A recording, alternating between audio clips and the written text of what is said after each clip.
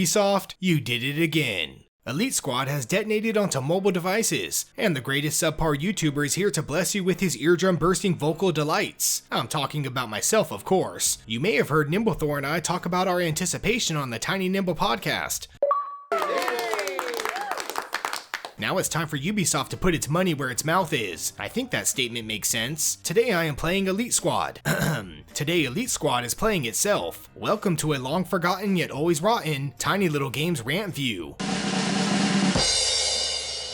Elite Squad is the latest mobile game to be squeezed out of the large intestinal tract of the Ubisoft monster, a game advertising all your favorite Ubisoft commandos, like a party full of Tom Clancy All-Stars, the Rainbow Sixers, the Splinter Cells, the Divisionists, and many other Hall of Fame elites I can't think of because my shrinking brain just can't retain all that information. If you were excited to play an action shooter starring cool badass soldiers with cool tactical movesets, I empathize with your utter disappointment. This isn't some multiplayer third-person shooter, or a single-player stealth adventure. It's a team-based watch-and-shoot semi-RPG. Okay, I never expected it to be anything else. The initial trailer destroyed those hopes faster than I'd devour a steamy cup of delicious cup noodles. Once my expectations were dissolved, I decided to go into it with an open mind, and I feel blah about the whole situation. In Elite Squad, you take, well, an elite squad to fight against an anti-elite squad. Each character has its own weapons, gear, and fighting style. Sounds cool, right? Sure, if I could control them, but you just watch. So grab some popcorn and smile like a good little mobile gamer. I am okay with some auto mechanics, yet I would at least like to choose who to attack, or even move a hero to cover, or even flank an enemy. Nope,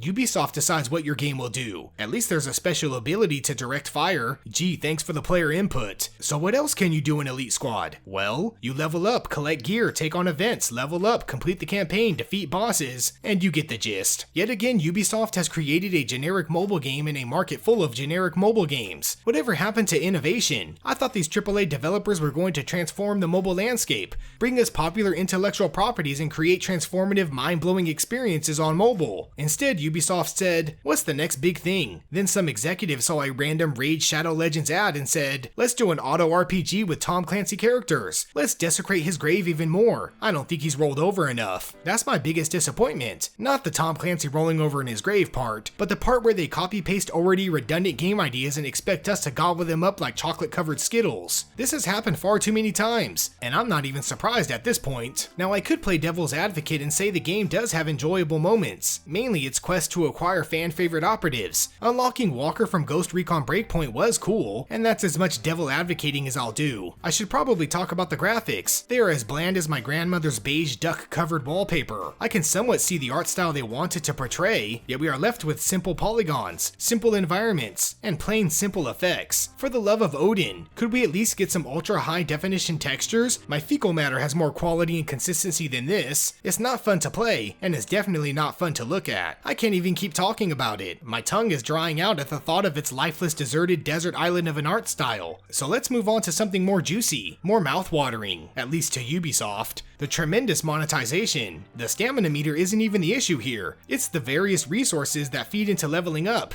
But let's not bypass the real seduction, the Tom Clancy heroes. Some are free, some are purchased, yet most require level up thingies to make them badass. Sam Fisher is taking stealth to a whole new level here. Ooh look, you can purchase an Elite Ally bundle for $29.99. That grants you a whole 3 elites and resources for leveling up. I can buy an actual Tom Clancy game for that price. I'll stop the monetization nonsense. My mind is made up, and chances are so is yours. Even if you're a super duper Clancy aficionado or an uber Ubisoft fanatic, there's no denying the money-hungry cash grab that this game represents. Ah yes, Ubisoft really did put money in their mouth. So do yourself a huge favor. Only download Elite Squad if Sam Fisher has a red dot pointed to your head as he screams, "Tell me where the bomb is." I know that's a 24 reference. And if you did download it onto your device, your mission is to uninstall it immediately. Your phone will self-destruct in 5 seconds. I know that's a Mission Impossible reference. Hey Ubisoft, don't do this shit again.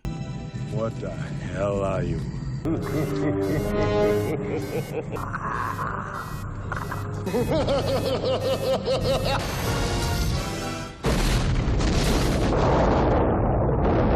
As always, thanks for watching Tiny Little Games. Please subscribe to support my channel, like for more rant views, and ring that notification bell for video updates. Fun fact, I still get excited when big name companies make mobile games, and I get just as disappointed.